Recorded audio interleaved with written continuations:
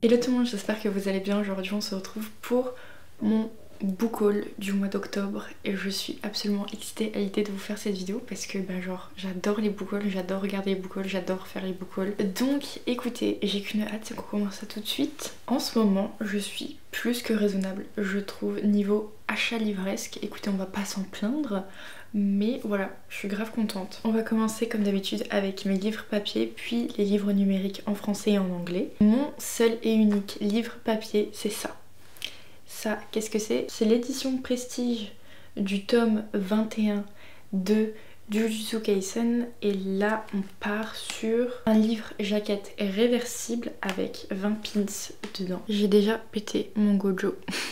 Zut, trop contente d'avoir acheté ce livre. Même si mon avis sur la saga, c'est que ce tome 21 est hyper long, il ne se passe rien du tout. Vraiment, j'attends l'action. Il se passe plus rien, je décroche carrément. Vraiment, il faut mettre un coup de boost à Jujutsu parce que là, vraiment, le potentiel de ouf de ce manga. Là, j'avoue que je suis un peu déçue de ce tome 21. Après, si le 22 remonte, bah tant mieux. Mais là, ce tome 21, c'est pas ouf. Maintenant on va passer aux livres numériques et on commence avec les livres en français. Là cette fois-ci j'en ai que 2 à vous présenter et je pense que c'est à peu près la même chose que le mois précédent. En gros je me suis pris le tome 5 de Campus Drivers de C.S. Quill.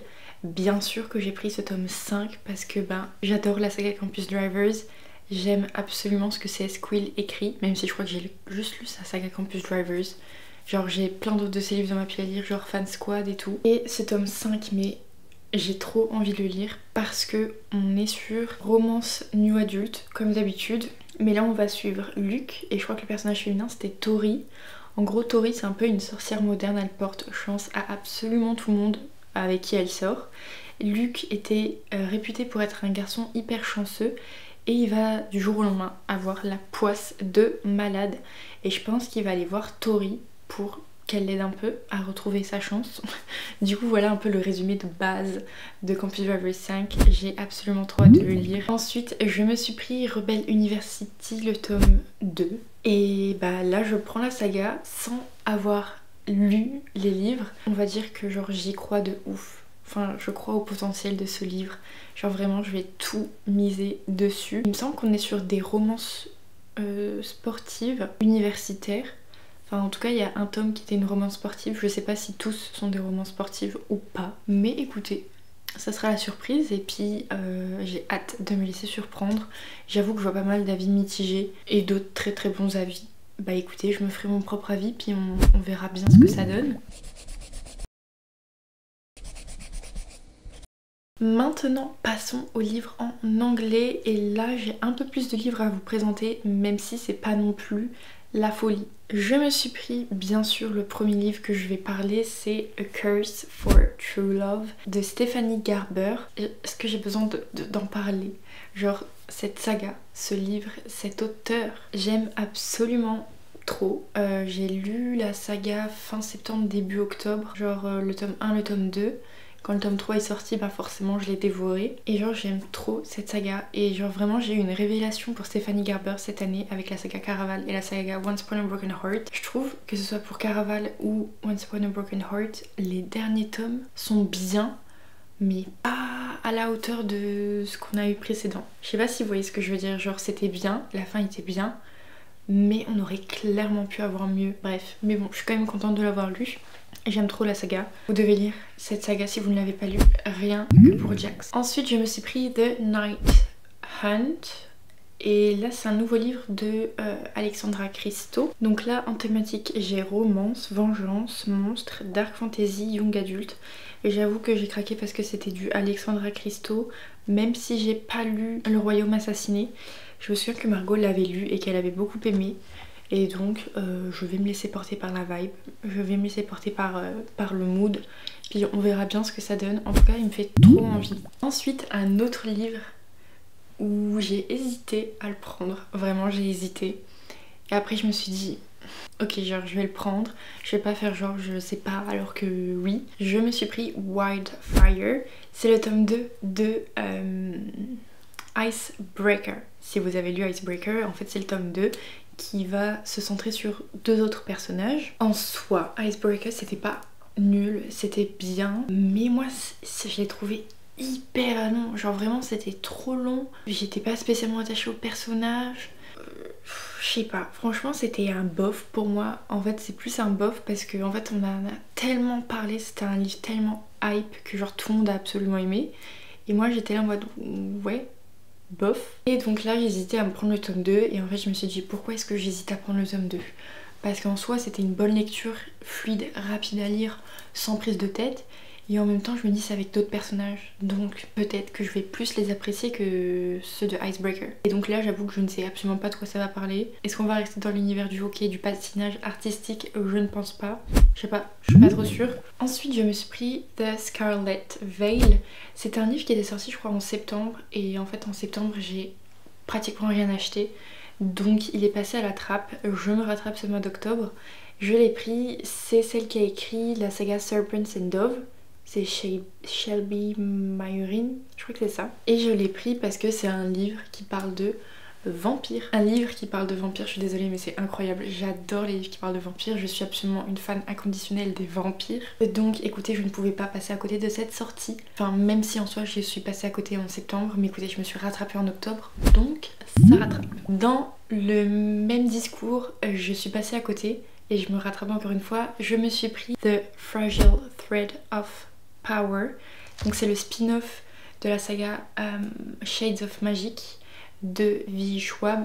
V. Schwab que j'adore, vraiment j'adore ce qu'elle a écrit. J'ai adoré la saga Shades of Magic. Je me suis pris là le spin-off, alors qu'en soi faudrait déjà que je relise Shades of Magic avant d'enchaîner avec celui-ci, parce que ben à part qu'elle, je me souviens pas de grand chose.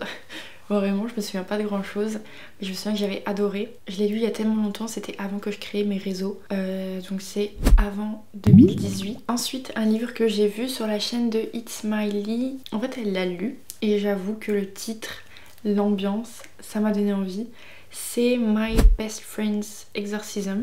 En vrai, je sais pas, j'ai l'impression que ça a l'air incroyable, ça me fait trop envie.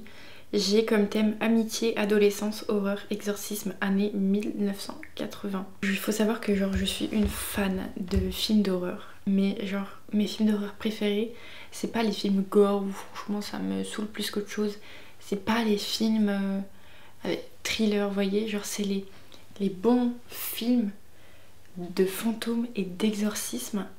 Et en plus, si c'est inspiré de faits réels, c'est encore mieux. Vous voyez, genre vraiment le truc... Fantôme, exorcisme, possession démoniaque, j'adore, je ne vis que pour ça. Ça fait un peu bizarre dit comme ça, mais genre c'est mes films d'horreur préférés, c'est mes films préférés, genre vraiment je vis pour les films d'horreur, je vis pour ça, genre vraiment. Bon par contre je suis la plus grosse flippée de la planète, et en livre des fois je trouve que c'est pire, genre vraiment je trouve que des fois c'est pire, c'est horrible. Je crois que c'était il y a 2 ans, j'avais lu les dossiers Warren.